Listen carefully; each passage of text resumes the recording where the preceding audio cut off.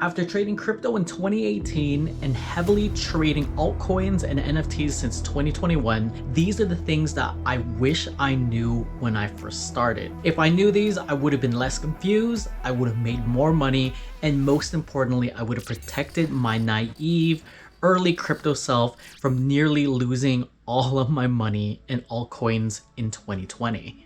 What's up, Fire Dancers? Jeff here, and I'm a crypto and NFT trader moving towards the goal of FIRE, financial independence, retire early. Here I talk about crypto and NFTs moving towards that goal so we can all retire, grow our money, and not have to work as much. Please like the video to help us with the YouTube algorithm, and to reward you, we'll show this quick video of me dancing. And a quick disclaimer, I am not a financial advisor. These are just my financial experiences and opinions, and these are not meant to be investment advice. Crypto and NFTs are highly risky and you could lose a lot of your money. So here are 8 things that I wish I knew when I first started getting into crypto and NFTs. So first one is bear markets are a great time to start because we are closer to the bottom than we are at the top. Bear markets are when there is max pain and fear inside the market. So that means there's great discounts on good projects. The easiest strategy that has been for me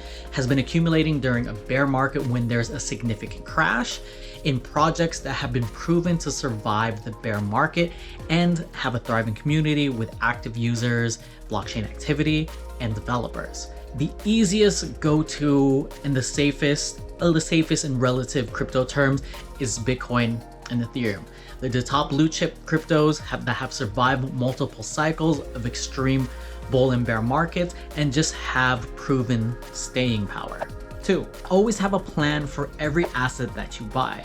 When am I entering? When am I exiting? Sounds simple, but most people don't do this. A few simple questions that you always want to ask yourself is, why am I buying this asset? What is my investment idea, also known as investment thesis? In other words, what are the reasons for why I believe this is a good investment? How long do I plan to hold? When is another good level to buy at? When is a good level to sell at? If I am wrong, how do I get out? What is my exit plan? Also, how can I protect against the downside risk? 3, cut expenses and create a recurring budget to keep cash inside your portfolio. One of the questions you're gonna be asking yourself is, won't I be losing that cash value to inflation? And the answer is yes. And even though I may lose the cash to inflation, I'd rather see that spare cash to invest and have on the side if there's potential amazing opportunities like the all-time lows that happened during the COVID crash. If I didn't have this cash portion of my portfolio that was losing value due to rising inflation, I wouldn't be able to take advantage of these opportunities that were presented to me later. 4 is build a diverse but simple portfolio. You want to take into account your overall life, including your career, your company's stocks, your 401k, crypto, rental properties, and everything else that represents your whole life. And take all of that and balance that out based on your risk tolerance, your time horizon, your investing and trading styles. So what I found best works for me is being able to consolidate everything and then ask myself, is this the best expression of my investment idea, my thesis for this sector, this industry, this niche? 5 is understanding your risk tolerance better. A lot of people talk about this, but you won't really understand it until you lose money. That's when I truly understood what my risk tolerance was. You look at your accounts and you imagine losing a portion of that account.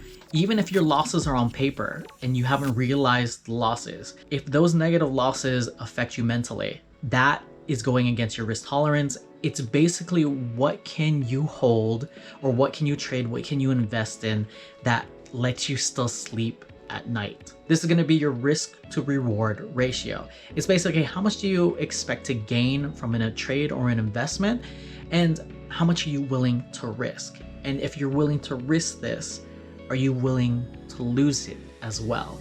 This brings me to my next point. Number 6 is never forget about risk management. Traders are gonna always look for a 2-to-1 risk to reward ratio or higher.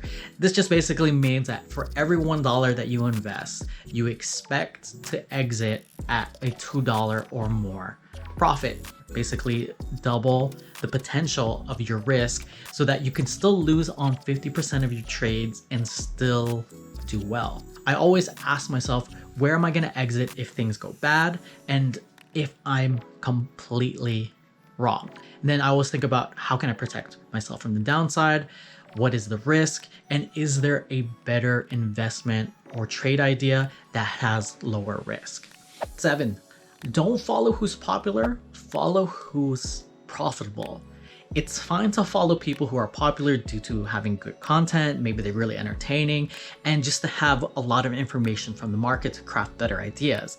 But what makes a bigger difference of who to copy trade and who to follow into trades is to actually see what they're buying and selling and to see if they're profitable. Because it isn't hard to track profitability because there's such a level of open transparency, since the blockchain is essentially just a list of transactions that everyone can look up that are free and paid tools that let you show if a person is profitable. So what you want to do is you want to find investors or traders that fit your own personal goals or that are very similar to your investing and trading style, also the amount of risk that you can tolerate, and match your time horizon, how long you plan to stay inside the trade or hold the asset. And then last is 8, use a hardware wallet and transfer your assets off centralized exchanges. Not your keys, not your crypto, and this was a hard lesson to learn. There are so many instances where people have lost a lot of money, including myself and people that I know that are close to me, for keeping our money on centralized exchanges, where you don't want to keep your crypto on centralized exchanges except for crypto that you're trading in the short term. Any signs of big crypto companies going bankrupt or taking massive losses can have contagion effects.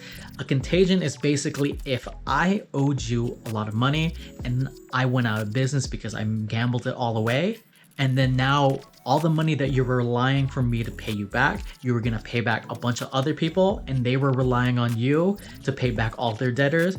Now me going bankrupt means that you go bankrupt, and then now you can't pay everyone else, they go bankrupt, and it creates a cascading effect.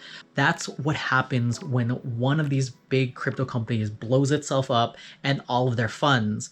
And now, because of all these massive crashes, all of these other companies are affected. So whenever you get wind of big crypto companies potentially doing this, taking massive losses, you want to take all your funds out of centralized exchanges and then bring it into self-custody. One of the things I wish I did earlier was buy a hardware wallet and start using it for crypto and for NFTs.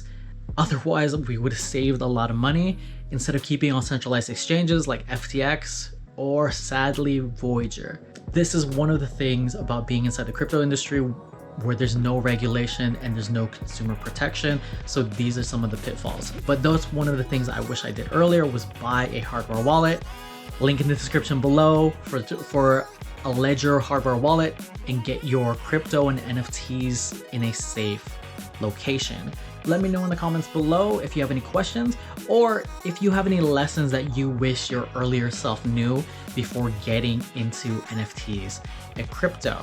If you like this video, you'll love this custom playlist that I made of my most popular videos related to this and what I was talking about for bear market accumulation. So check that out here. And as always, take care, talk soon, and I'll see you in the next video.